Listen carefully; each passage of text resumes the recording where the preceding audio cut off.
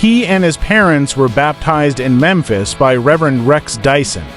Elvis started out as an unknown 19-year-old that recorded his first record. That single was That's All Right Mama. It wasn't long before Elvis Aaron Presley was being dubbed the king of rock and roll. Elvis loved Jesus.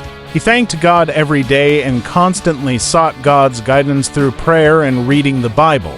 Elvis was eager to share his knowledge, and in the mid-60s he held Bible studies at his home in Bel Air, California, where he lived while making films. He was also known to read passages from the Bible on stage during his concerts. Elvis worked on a personal relationship with God and how one should live one's life, encouraging relatives, friends, and fans from the Word of God, as well praying for them. Elvis got saved at the age of 9. He was suddenly filled with a wonderful spirit and wanted to bless people.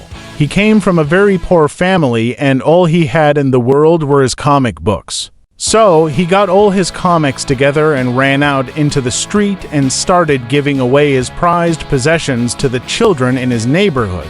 When he was wealthy, his gifts became more generous and he gave away and bought for family, friends, and complete strangers, houses, cars, and jewelry. Elvis would watch TV evangelists, reading his Bible, singing gospel songs, and seeking out ministers while on tour. In 1974, he met with evangelist Oral Roberts in Tulsa, Oklahoma, and in 1976, he met with Rev. Rex Humbard and his wife. He never stopped speaking about God. Elvis was known as the king of rock and roll. His favorite music was gospel music. Of it, he said, "All I knew was gospel music.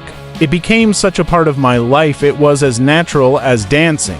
A way to escape my problems and my way of release." Elvis didn't like being called the king, as he said there is only one king, and that is Jesus Christ. His recorded gospel songs proved remarkably popular, from Peace in the Valley and Run On in the 50s and 60s to I Got Confidence and Amazing Grace in the 70s.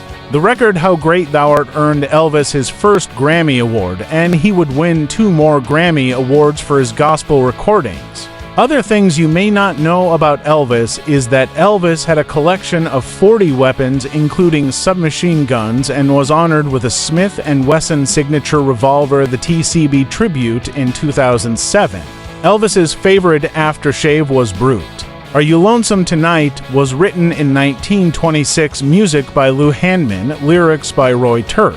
Of the many versions recorded, one of the first versions to feature the spoken word bit was Old Jolson's, recorded in 1950. Like Jolson, Elvis took his speech from Jaquie's speech on Act to Scene 7 of As You Like It. Elvis shared a birthday with David Bowie. Elvis may well be remembered for shooting televisions, Painkiller Addiction, and Womanizing, but the king of rock and roll, faith was central to his life.